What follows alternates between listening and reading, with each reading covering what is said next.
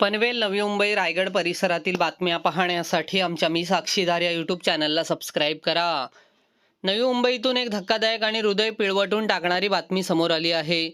प्रियकरासाठी स्वतःच्या पतीचे 3 तुकडे केल्याची धक्कादायक मर्डर मिस्ट्री समोर आली आहे. ऐरोलीत एका महिलेने आपल्या प्रियकराच्या मदतीने पतीची निर्घृण हत्या केली. तिने पतीचे 3 तुकडे करत विविध ठिकाणी फेकून दिले होते. तब्बल 11 महिने मर्डर पचवला, मात्र आता तिचं बिंग फुटलं आहे. या प्रकरणी पोलिसांनी आरोपी महिलेसह तिच्या प्रियकराला बेड्या ठोकल्या. सुनीता कुशवाह आणि तिचा प्रियकर राहुल दशरथ प्रजापती असं अटक केलेल्या आरोपींची नावं आहेत. तर बलिराम सूर्यनाथ कुशवाह वय 50 असं हत्या झालेल्या व्यक्तीचं नाव आहे. दरम्यान मयत बलिराम कुशवाह हे ऐरोलीच्या यादवनगर परिसरात आपली पत्नी आणि 2 मुलांसह राहत होते. मात्र सुनीता हिचे घणसोली येथे राहणारा रिक्षा चालक राहुल प्रजापती याच्याशी अनैतिक संबंध होते. याला पतीचा विरोध होता. त्यामुळे पतीला कायमचा मार्गातून दूर करण्याचा कट सुनीता आणि राहुल यांनी रचला आणि दोघांनी मिळून बळीराम याला कायमचे संपवले. जवळपास 8 महिन्यानंतर बळीराम याचा भाऊ गावाहून आल्यानंतर त्याने पोलीस स्टेशनमध्ये तक्रार दाखल केली. यानंतर पोलीस तपासात धक्कादायक खुलासा समोर आला. अखेर पोलिसांनी दोघांना गुप्तपणे ताब्यात घेऊन स्वतंत्र चौकशी केली. त्यांच्या जबाबातील विसंगती लक्षात आल्यानंतर त्यांच्याकडे कसून चौकशी केली असता दोघांनीही थरारक हत्येची कबुली दिली. या प्रकरणी पोलिसांनी दोघांना अटक केली आहे. नवी मुंबई पोलीस आयुक्तालयाच्या हद्दीत रबाळे पोलीस स्टेशन येथे दिनांक 24/4/2026 रोजी एक मनुष्य मिसिंग दाखल होती. यामध्ये बळीराम सूर्यनाथ कुशवा वय 50 वर्षे राहणार यादवनगर हा मिसिंग व्यक्ती होता. सदरची मिसिंग ही या इसमाच्या भावाने दाखल केली होती. त्या अनुषंगाने रबाळे पोलिसांनी तपास सुरू केला.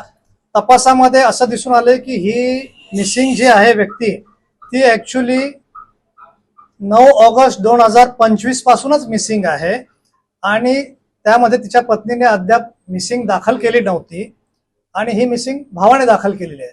त्यामुळे या शंकेच्या अनुषंगाने रबाळे पोलिसांनी तपास सुरू केला. तांत्रिक विश्लेषणाच्या आधारे तपास सुरू केला आणि रबाळे पोलिसांना असा निष्कर्ष प्राप्त आला की या ज्या जो मिसिंग व्यक्ती आहे त्या मिसिंग व्यक्तीच्या पत्नीचे एका राहुल दशरथ प्रजापती या व्यक्तीच्या ती संपर्कात आहे वारंवार आणि त्याचे अनैतिक संबंध असल्याचे निष्कर्ष प्राप्त झाला. त्या अनुषंगाने त्या दोघांकडेही तपास सुरू केला आणि तपासाअंती असं निष्पन्न झालं किंवा अशी कबुली मिळाली त्यांची की ह्या दोघांच्या प्रेमाच्या आड तिचा नवरा येऊ नये म्हणून त्याने तिच्या नवऱ्याचा खून करण्याचा कट रचला आणि दिनांक 8 ऑगस्ट 2025 च्या रात्री ते 9 ऑगस्ट 2025 पहाटेच्या दरम्यान तिने या प्रियकराला बोलवून तिच्या नवऱ्याचा या दोघांनी खून केला आणि त्या मृतदेहाचे 3 तुकडे करून त्याने त्या दोघांनी एका विशिष्ट ठिकाणी ते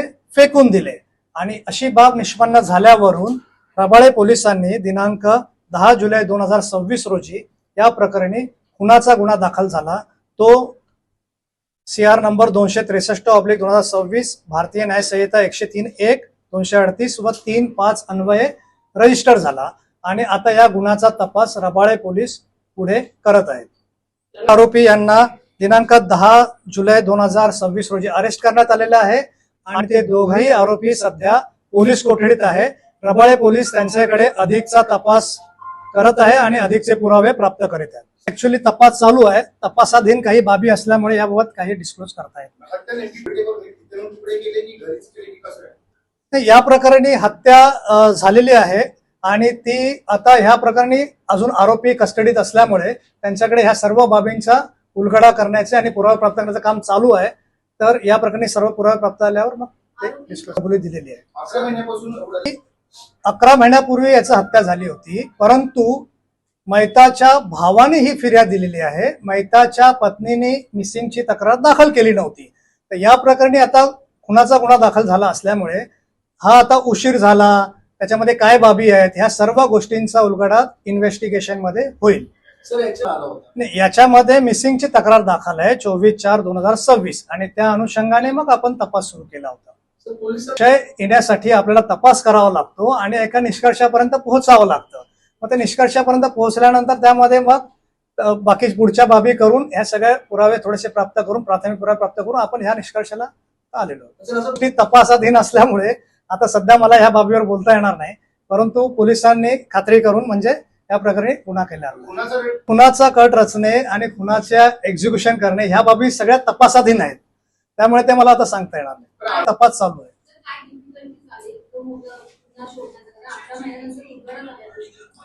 यामध्ये मुळातच तक्रार 24/4/26 ला मिसिंग दाखल झाली आणि त्यानुसार आपण सगळ्या तपास सुरू केला.